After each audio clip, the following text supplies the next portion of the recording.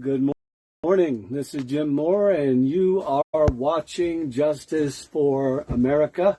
And this is January 3rd, episode number 29. We're going to be talking about Tulsi Gabbard today. We're going to be talking about the Pledge of Allegiance. And we're going to talk about the devil went down to Boston, not to Georgia, but to Boston. And so we've got a number of things to talk about. It's going to be an exciting year. We're starting the year. It's going to be an exciting week, I believe, this week. And there's a number of things that I am not able to squeeze into the title, but we're going to talk about them today. The first thing that I want to do is point you to how you can find this program after it is done. Of course, you can go back to Facebook, but Facebook and YouTube both sometimes knock us out depending on some of the content. So I want to encourage you to check out our new YouTube channel, which is just Jim Moore, Justice for America. It's 5 words, Jim Moore, Justice for America. You'll need to use all 5 to find it. And then there is also Rumble. And Rumble is the one that we can count on to make sure that our content is not canceled. When it's something that might disagree with whatever powers that be. So if you have not yet gotten a Rumble account, I encourage you to do that so that you can always be able to find these programs. Now, some of them take a little bit longer to download, not so much to download, but to get on their site. I don't know why that is. Typically, as soon as the program is done, which is live right now, good morning, my love. And I think that was Angie before. God bless you guys. And then Linda, so we got Linda, and Angie. God bless you guys.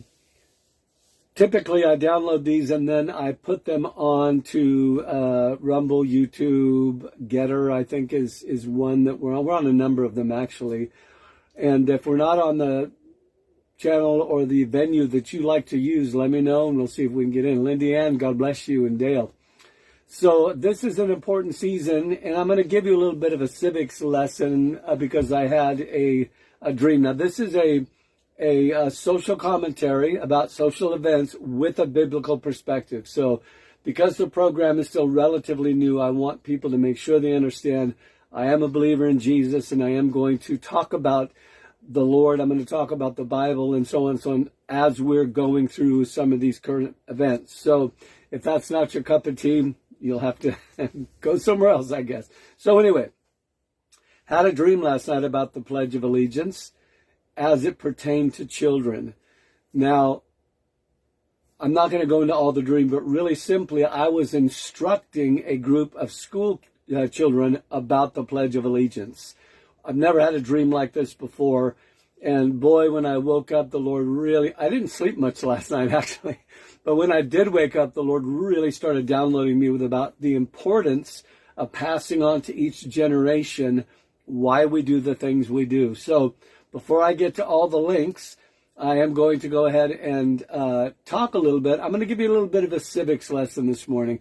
Now, I hope that doesn't bore you. And I think that's kind of part of the problem with our culture today is that we need to be reminded why we do the things that we do, what started them in the first place, and do they still have meaning today? So often, hi Tanya, there's my girl. Often people get bored with stuff like this. They want the, in the news media, they say if it bleeds, it leads. Good morning. In other words, the more dramatic, the more in your face. This is why people like to watch scary movies and stuff like that. It makes them feel alive, I guess. I don't know. So please don't check out as I'm telling you some of these facts about our history. You need to know them, and importantly, you need to pass them on to your children. So again, in the dream last night, that's what I was doing. I was explaining the pledge of our allegiance to the flag and what it stands for. So, all right. So let's, now I do have some links on here that you can go to about some of the historical, there's one here. I actually put on a kid's link. One of the better ones I found was a kid's link. And it's the Pledge of My Allegiance.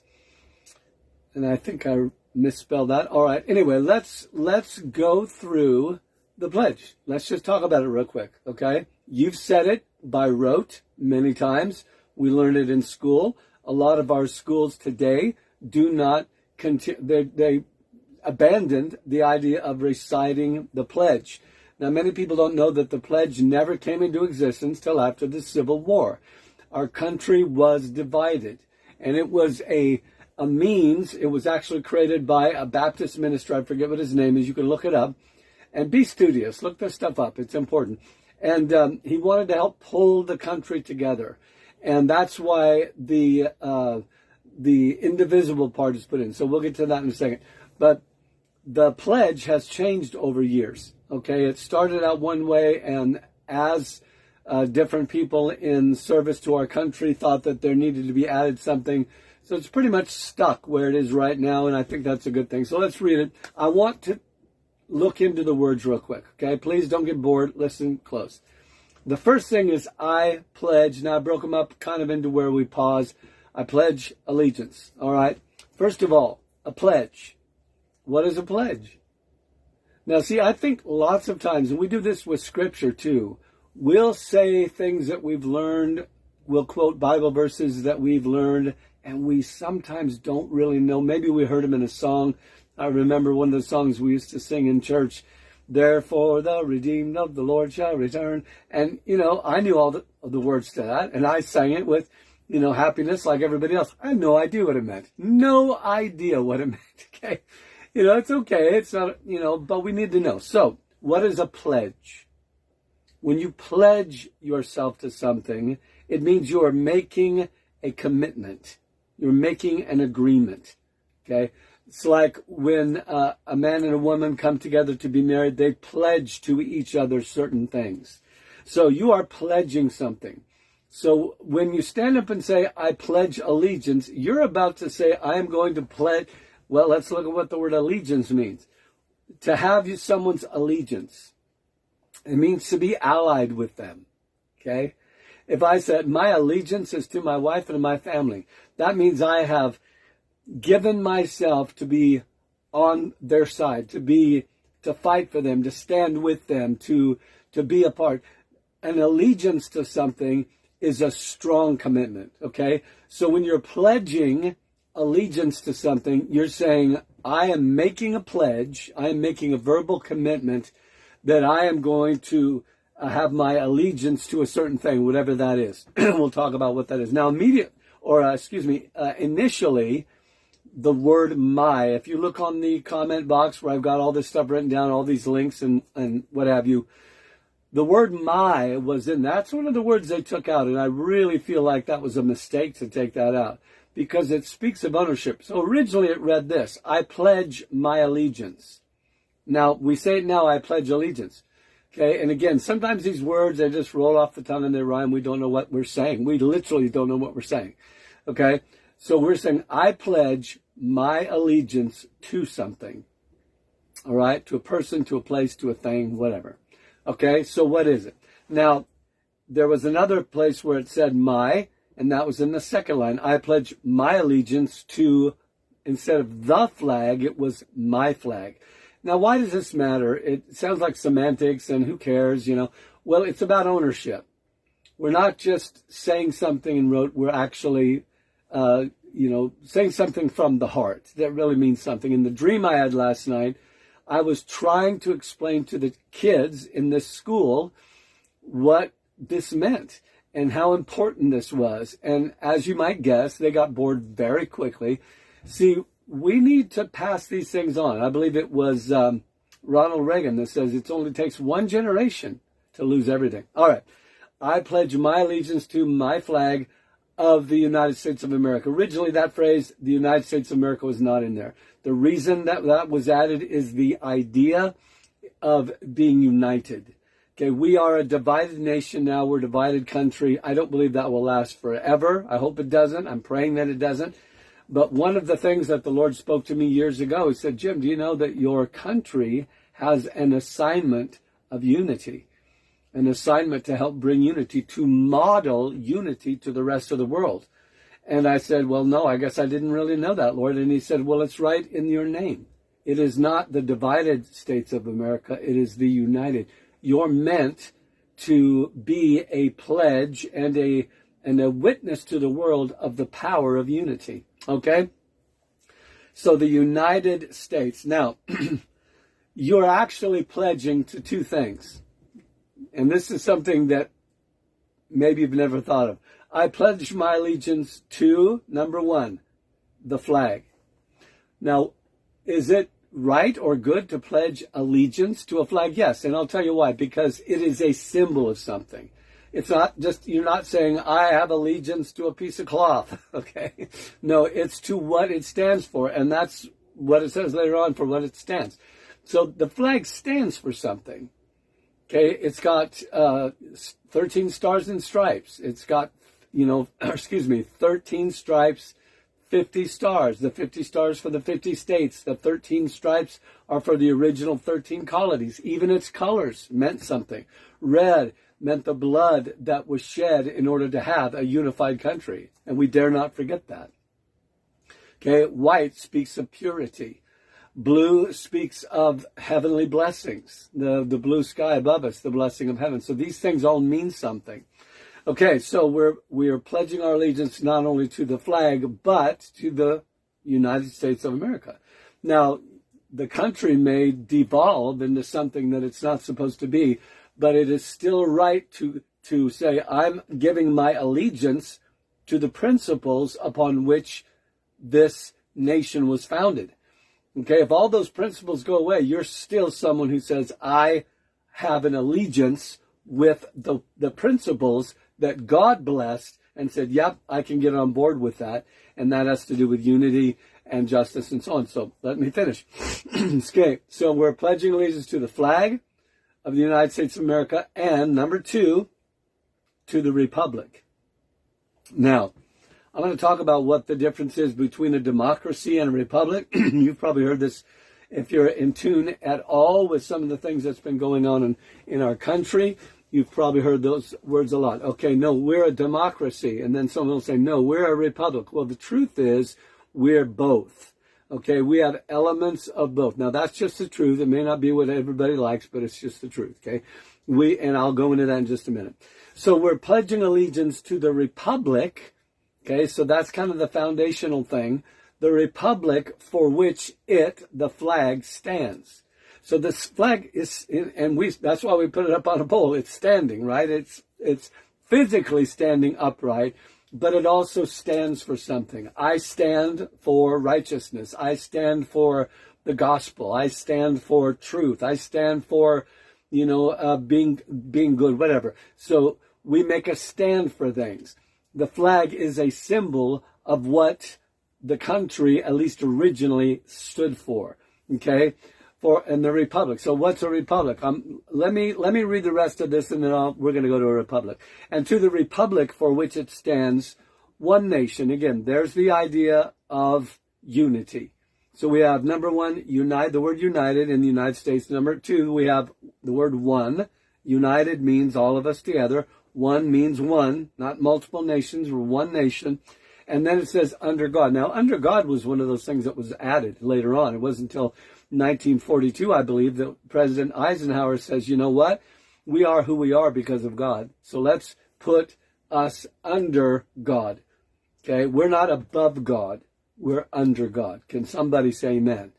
The reason our country is falling apart is because of our refusal to submit to the righteousness of God. Now, there are other reasons that are products of that refusal. And not everyone is refusing, but you simply cannot disregard the moral standards that the creator of the world said and get away with it. It doesn't work. It never will work. It doesn't even matter if you don't believe it. It's still true, okay? So Eisenhower said, let's put those words in that pledge, under God, so we can remind ourselves that the reason we even have this standard, this banner, this flag of ours, is because God has allowed us and blessed us. All right? One nation, under God, indivisible. And I like the sandwich there. I see one nation, and then I see indivisible. So we're a nation, a one, undivided, and then indivisible literally means undividable. Okay? Yeah, I could go down a path there, and I'm just not going to do it. Okay, but we are meant by God to be an undividable nation. We fought a civil war and killed each other over the issue. Well, it was over slavery primarily, but the idea was that there was a move to divide the country, and that it went to war. Okay, God says no. Let's keep the country together. All right. One nation under God, indivisible, with liberty and justice for every human being. Now, that's something worth pledging your allegiance. I give my allegiance to that cause. Everybody ought to be free, okay? I get a little bit irritated at Christians who say they believe in liberty and justice and yet won't fight for it. They somehow feel like it's all in God's purview and they have no responsibility. Nothing could be further from the truth. It's never been the truth of the Bible that God says, listen, I'm going to do it all and you just sit back and enjoy my presence. That is not what he says. Okay? There were a few times he says, you're going to go out on the battlefield and I'm not even going to let, I do not want you to even fight the battle. I'm going to go in front of you. I'm going to win the battle. That you can count on one hand minus a couple fingers how many times that happened. All the other myriads of times, God says, I'll go with you. Okay, so we believe in liberty. What does that mean? That is the opposite of slavery. No person has the right to make another person a slave. Okay, so liberty is not just the extreme opposite of the extremity of slavery, chains on a person, someone owning someone else, and so on. It has to do. It has its reach is much greater. Liberty to be who you want to be, say what you want to say, do what you want to do. There is a limit to that until it harms someone else. Now, we've gone kind of extreme in some of our definitions of that, but liberty at its base, at its core, at its foundation, is something God says, I came to set the captive free. I've come to proclaim liberty to the captive. Even at a jubilee where every 50 years, everybody went free. I mean, God is pro-liberty. But not everybody gets the same liberty, okay? And this can happen a number of ways. And yeah, the rich sometimes, people that are very wealthy, have more liberty than those who don't. I mean, influence, power, there's lots. I won't go down that path right now. Justice, okay?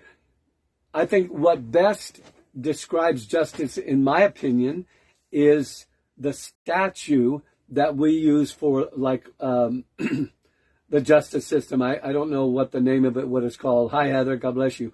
But it's the woman with the scales of justice. You've seen this before, okay? She's blindfolded. And this, again, comes from the Bible. It comes from the Scriptures. So much of this stuff does, okay? There's this thing, and she's got her robes on, and I think she's holding a tablet that I believe either are laws or the Ten Commandments. I didn't look it up, okay? But she's holding the scales of justice. You've seen this, right? The scales of justice. And she has a blindfold on. You've heard the phrase, justice is blind. It's supposed to be. You're not supposed to be able to get away with doing wrong if you're rich, or if you're a movie star, or if you're a politician, any more than you're a pauper or a beggar. And we are so far away from that. So this is something that we still need to contend for. Justice, freedom, liberty, and justice, okay? Because we are a nation governed by laws.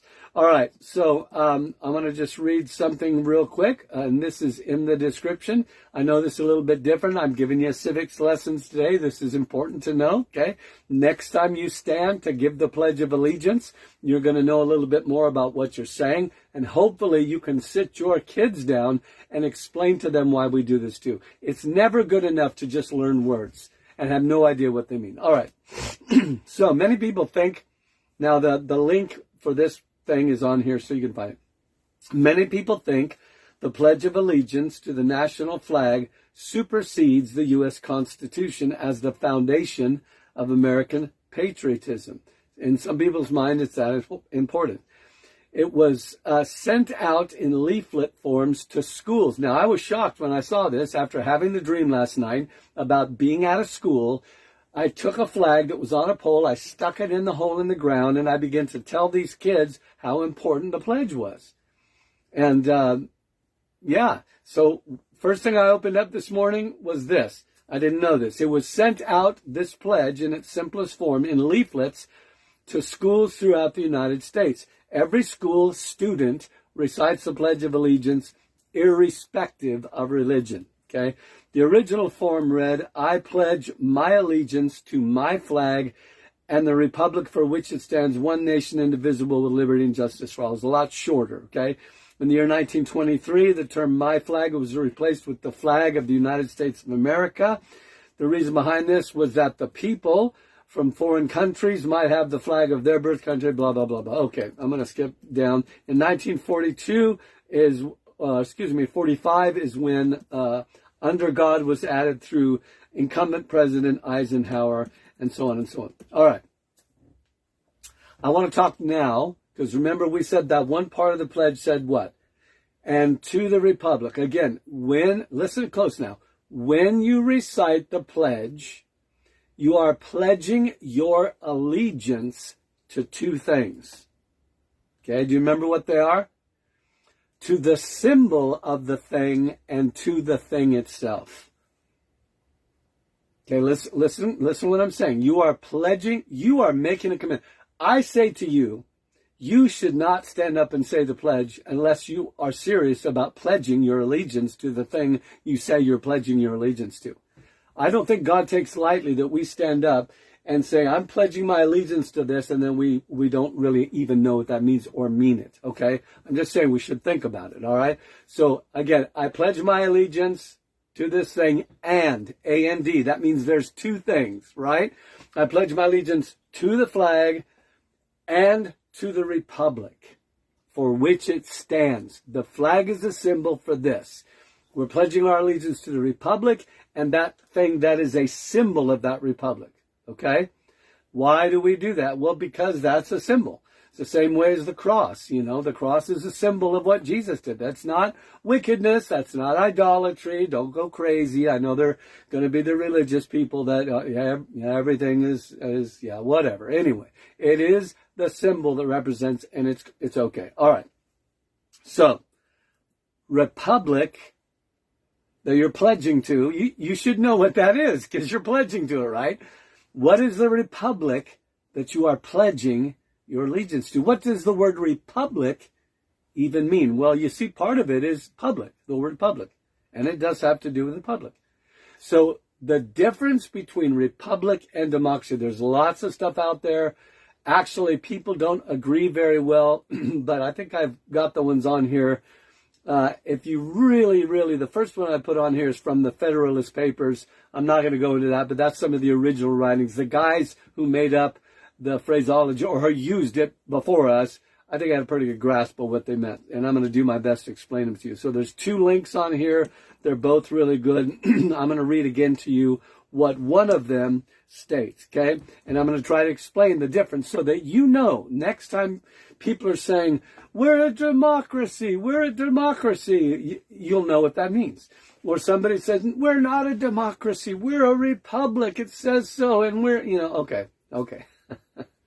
The truth is, we have elements of both in our system of governance, okay? I'm going to explain that. I think you probably feel like you know, but just hang on a minute, okay? So, because we literally are both. We literally have both elements. We are not a pure republic, and we are not a pure democracy. And I'm going to explain to you why, all right?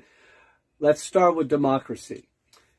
A democracy, or a democratic government, is a system of governance in which the majority has its way. A pure democracy, if it was completely pure in every sense of the word, every single thing would go to a vote. The public would have a right to vote on every single thing. Now, let me finish reading it. Which the majority has its way. It's also known as the rule of the people or the system of the masses. In other words, if there's 51%, they win. Okay? It doesn't matter how evil they are or how good they are. They win. That's a pure democracy. Okay? It's not about law. It's not about constitution. It's not about anything but whoever has the most. the most say. 51% wins. Okay? If 51% are satanic devil worshippers, they win. Period. Okay? If 51% are cult members, if 51% are politicians, if 51% are men, if 51% are, it doesn't matter. That is a pure democracy, is when the entire system is baked. Now you can see we have a portion of that, right? Let me finish. Democracy allows the active participation of the public in the decision-making and political processes of the state, directly or through elected representatives. Now, let me read to you or show you. I tried to get this on here. It was a picture. You can go on that first link. I think it's the first one, the Federalist Papers, and see this picture. I'm trying to find it real quick, but the photograph didn't transfer over to the posting here. But let me just read you a couple quotes real quick about democracy versus republic. Our founding fathers. I've read extensively John Adams and quite a bit of Thomas Jefferson. Thomas Jefferson is considered the architect, the main architect. There was more, but the main architect of our Constitution. Now, let me just say this, because this has to do with being a Republican. I will get into that. The Constitution, that thing that most people know almost nothing about, although a lot more know now, have more knowledge of it now than they did just a few years ago, which is really good. As a citizen of this country, you are, in my opinion, obligated to know what the supreme law of the land is. How can you stand up for what is right in the eyes of God if you don't even know what it is? All right. So the Constitution is a legal document. It's law. It is law that can keep you safe or send you to prison. I mean, it's law. It supersedes every other written law in the country. Do you understand that? Now, there are a lot of people that don't abide by that. There are a lot of politicians that think that needs to go out the window. It's old and it's archaic or whatever. Anyway, that's Thomas Jefferson. All right, let's see what he said about a democracy. Actually, I think I'm going to have to say what the republic is, so this is not going to make much sense to you. Let me go ahead and read the part that says what a republic is. So you know what a democracy, a pure democracy, which we do not have, is that every single thing goes to the vote and whoever the majority is wins. Can you see the problem with that? I mean, it's good as long as good people are doing the right thing. And that's what our founding fathers said. They said, as long as good people, there's more good people than there are bad, we're golden, we're great. That's awesome. A government that is of the people, for the people, and by the people, Abraham Lincoln said, shall not perish from off the earth. It's a good thing to have a say. We want that, okay? We want to have a democratic process. But it is rife with some big, big problems. Let me read now what a republic is. Are you listening? Do I still have your attention? Okay, a republic is a form of governance in which the Constitution, now notice the Constitution wasn't involved in the democracy at all, okay? A Constitution limits the powers and the extent of the government. Lights on. Can you see why people who have gotten drunk with authority would like the Constitution to go away? Because it limits the powers and the extent of those who are in charge of the governance of the people. Okay? It sets a standard and says this far and no further. Even the majority, okay, are you listening now? This is a republic. And again, we're not a pure republic. We're a mixture of republican and democracy. It's just true, okay? That's why we have two parties, okay? Republicans and Democrats, okay? It's like the light goes on, okay? So, if the majority says under republic government, governance that is republic, if the majority says we're going to legalize murder, and we can because we have 51%, let the slaying begin. The Constitution would step in and say no. Now, I'm using an extreme example, of course.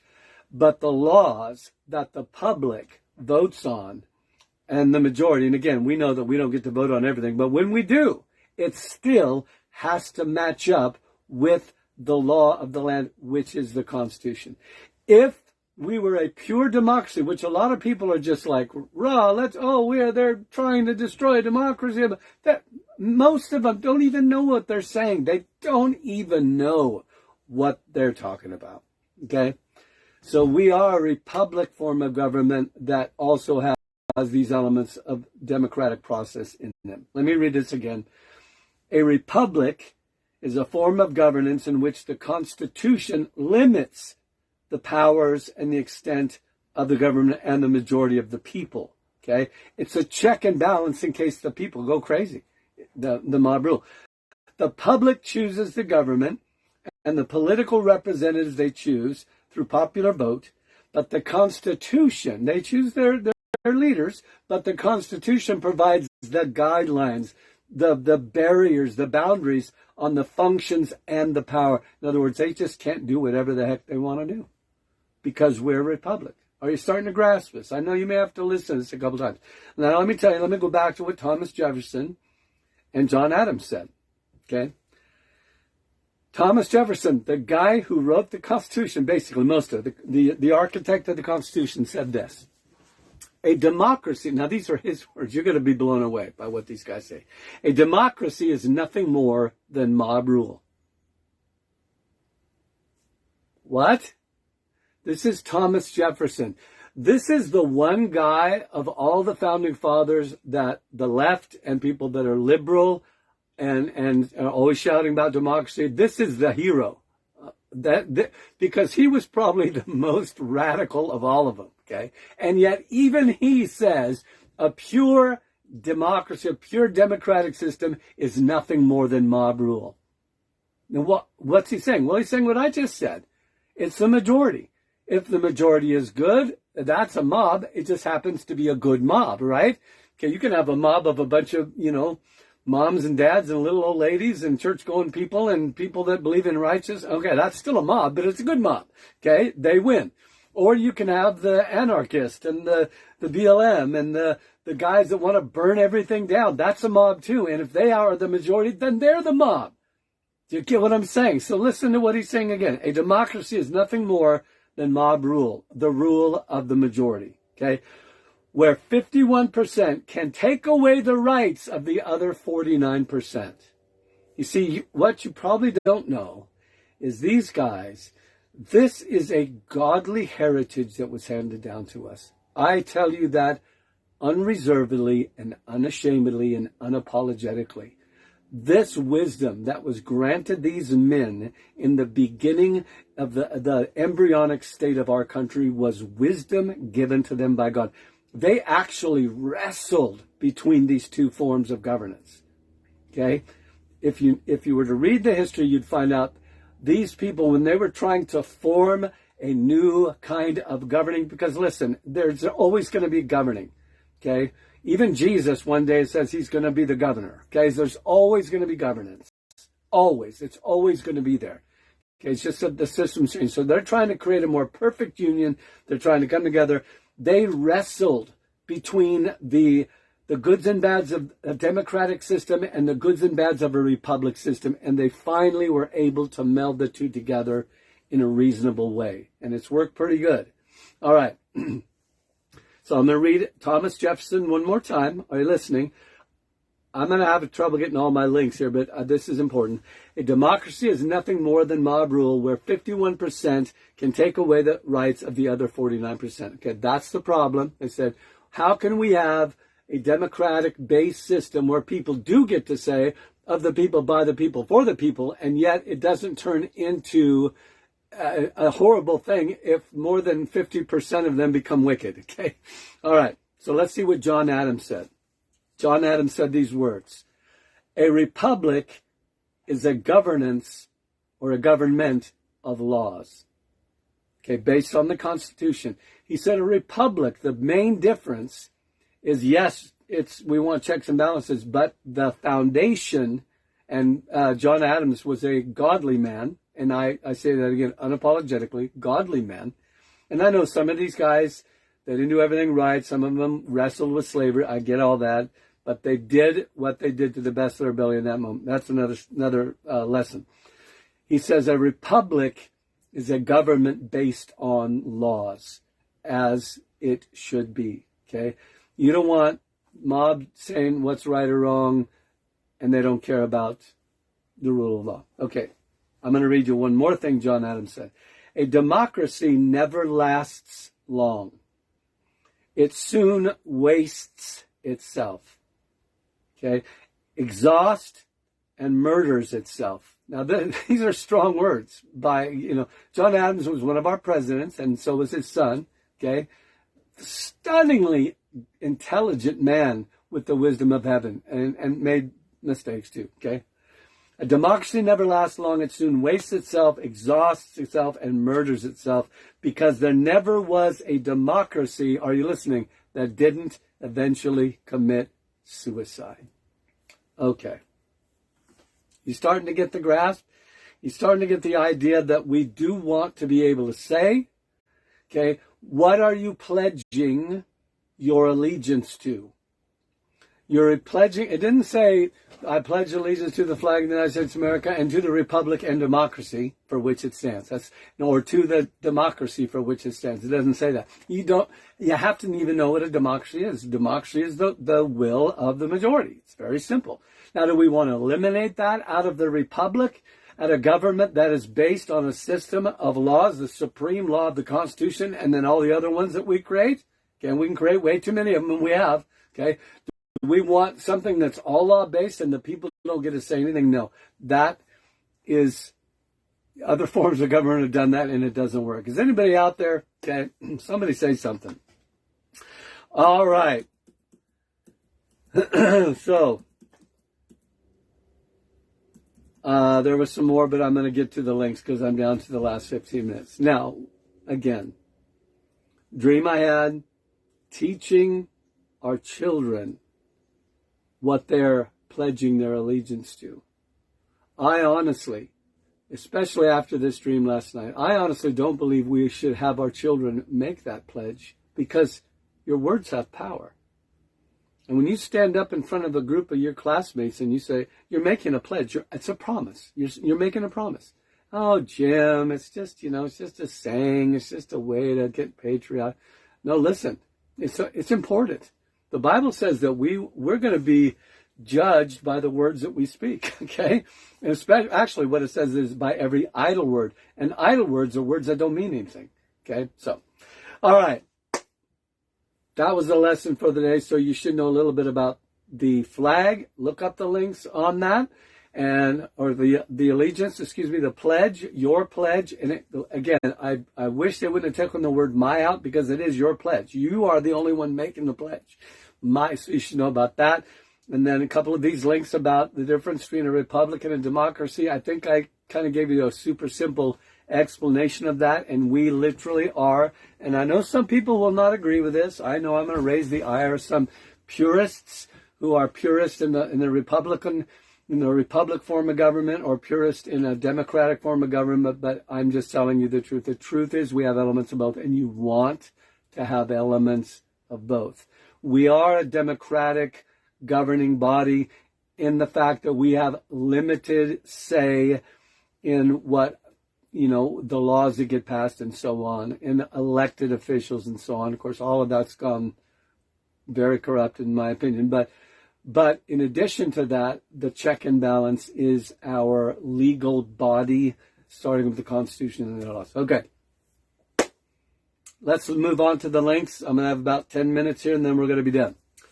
All right. Hi, Tammy. God bless you. All right, so again, Tammy, I don't know if you just came on or what, but anybody that's just coming on, if you're seeing this in the middle of this, please go back and listen to the beginning of it. It's really, really important. All right. Lynn and I sat down and watched a series of prophetic words by Chris Reed for 2023. I esteem him to be a literal prophet of God right now. So I'm going to encourage you to watch that, and that's all I'm going to say about that.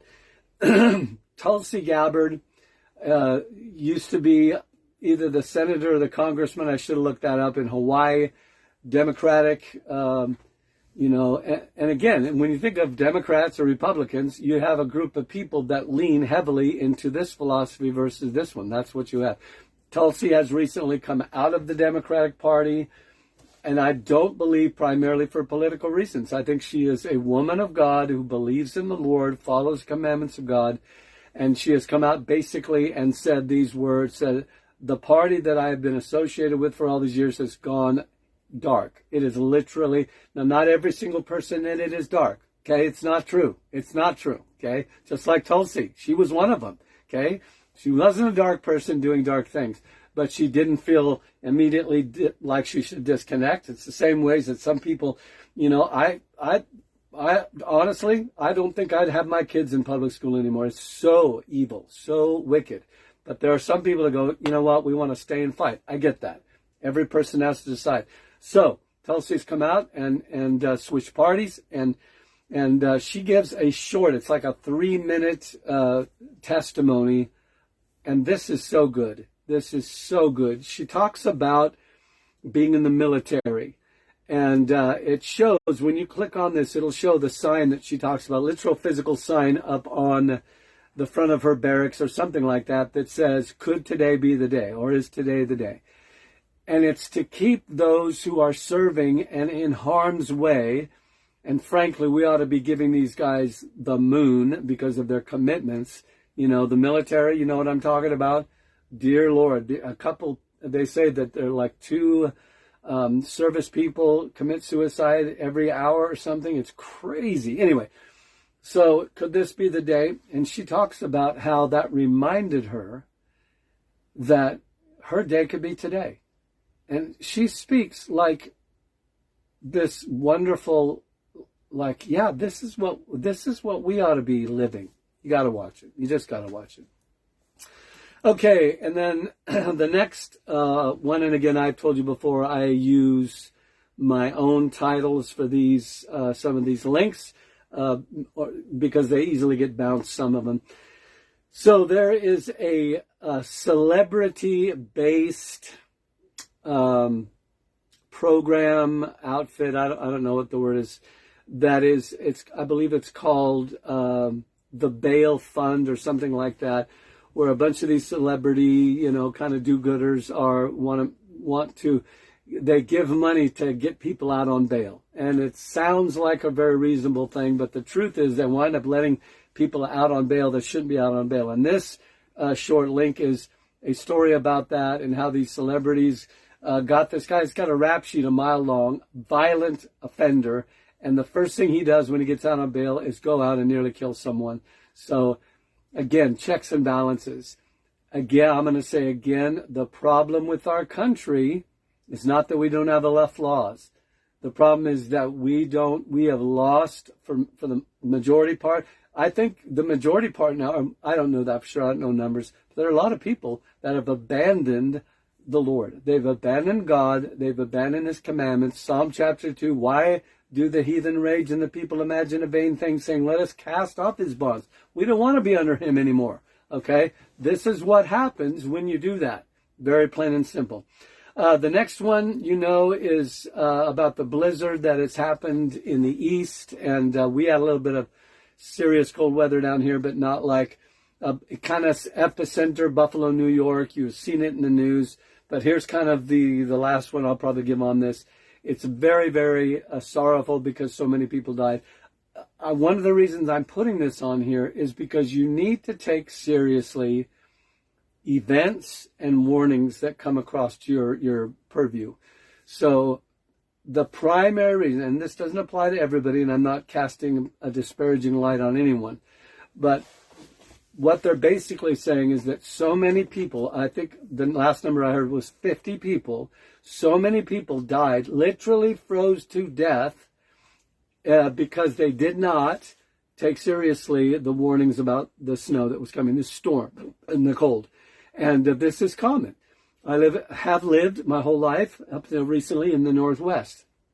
And whereas other parts of the country talk about disaster preparation or crisis preparation, weather preparation, stuff that other people, like in Katrina and on the East Coast and where they have tornadoes, where I'm at now, earthquakes in California, all those guys, if you were, and I'm talking about 10, 15, 20 years ago, if you were to talk about disaster prep, they're all like, oh yeah, for sure. But you know what people did in the Northwest when we started talking about preparing for unforeseen emergencies and crises? Fearmongers.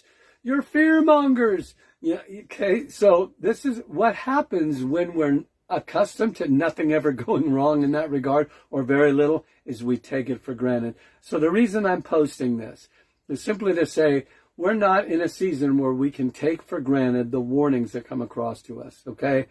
We cannot afford to just put our head in the... Literal human beings died because they didn't think it was a big deal. Why? Because they deal with the snow every year. You get what I'm saying? They're accustomed to that kind of a crisis, and it is a crisis. You know, they had 4 foot of snow. They're accustomed to it, so they thought, no big deal. It's the same way as when you have a hurricane or a tornado in Florida or the Panhandle, someplace like that. You know, there's always somebody that goes, oh, no, we can deal with it. Listen, we must take seriously and not take for granted some of the stuff that comes across our purview where you need to listen and say, has the Lord given us a warning? Okay? I've received some of those recently, and I am taking action on them because I believe in being smart, and I believe in listening to the Lord. All right, so that's actually called, it turned out what many people in New York thought was, they're probably overstating it. It turned out to now what they're calling the blizzard of the century. Then there's one about Ukraine and whether or not there's some significant things that are happening now. Russia seems to have kind of drawn the red line in the sand and said, if you don't do this, we're going to put an end to this. Can I just tell you something real quick? They have always had the power to completely overwhelm the nation of Ukraine. Always. Okay. The reason they haven't done it is for political purposes, because they're an ally, because of a lot of backroom deals. There's so much, and I never really felt to go into this because my heart beats for the real human suffering involved. And I feel like sometimes we delve so far into all these political reasons that are happening that we forget about the human cost. And I don't want to have a heart that ever forgets about that. But this is one that you should probably watch because this is Dr. Steve Turley, and it gives some, I think, some important information. Elizabeth Johnson, if you've never heard of her, is a mom with a very large family and just a beautiful family. And she is basically, her ministry is to expose all of the different things that involve sexual exploitation in the culture today. That's the broadest way I know how to say it. So she commonly comes up with stuff that I never hear from anybody else, or at least until recently, because people are waking up to some of this stuff. So she was some of the first to blow the cover off of the drag things, the drag queen stuff, and human trafficking. This stuff matters to God, and it should matter to you, okay? This stuff matters to God, so it should matter to you. So the first one, I've got 2 of hers on there. One, she's talking about Governor DeSantis in Florida that is actually now starting to go after some of these drag shows because they're not just about consenting adults anymore. Listen to me. Please listen to me. Don't be foolish. Don't just be naive. Don't just go, it doesn't matter. No, the enemy is coming for the kids. And it's way further down the line than we realize. I prophesied a number of times according to dreams that I've received and visitations from the Lord where he's shown me the stuff that's coming down. They will attempt to legalize sexuality with minors, between adults and minors. It's definitely coming. So this is one where he's like, okay, they geared this towards kids. It was sexually explicit and so on and so on. I hate even talking about it. I really do. But it's my job to know. All right. And then another one is about one of those people, one of those drag queens that has basically come out and said, F, bad word, 4-letter word, F your family values, and we're going to crush Christmas. You know, okay, that's just... These are not innocent, just upstanding. Oh, come on. Have we forgotten what is righteous and what is not righteous? Okay, we back off from these issues because we're afraid. Okay, we're afraid of persecution. We're afraid of being canceled. Yeah, all right. There's one in here about megalomania. I got to stop. Megalomania is when a leader becomes out of control. Someone like Hitler, Mussolini, Alexander the Great, where they literally, their power goes to their head and they want to rule the world. That's all I'm going to say about that. This one is a reader, one that you can read. It's good. It's short. And you've probably seen the video of a homeless woman shoving a little girl, like a 3-year-old girl, onto the subway tracks. It's hard to watch. It's difficult. But this is a problem that has grown out of control. And we need to be asking God for an answer to the mental crisis among the homeless that is actually starting to have a massive effect in the country. Again, I'd elaborate more, but I'm out of time. And then the last one is I think they call it Satan Con, like Comic-Con, all these Satan Con. So the Church of Satan is going to have a big bash in Boston, the world's largest gathering. Now, this happened, I think, a year or two ago, and Christians really prayed, and the Lord shut that thing down or really diminished it. So I know there's some people that have gone into this. They say, well, these guys that call themselves Satanists, they don't really believe in a literal devil. And they're really, just kind of, most of them, a lot of them atheists, and they're abandoning some of the standard principles of Christianity, blah, blah, blah, blah, blah. Okay. However, the intellectuals look at it. The bottom line is this: there is a real devil, and when you call upon his name and you do satanic rituals, which they do, and you are inviting and invoking demons to come to you, okay? So don't believe the lie.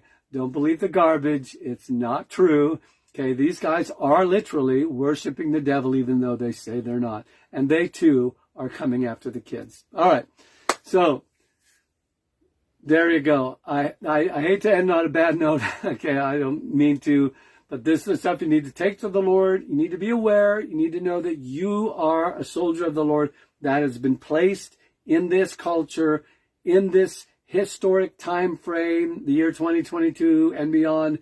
You're here for a reason, and it's not just to survive. God's plan for you is not just your survival. It is that you are a witness and a help and a loving example.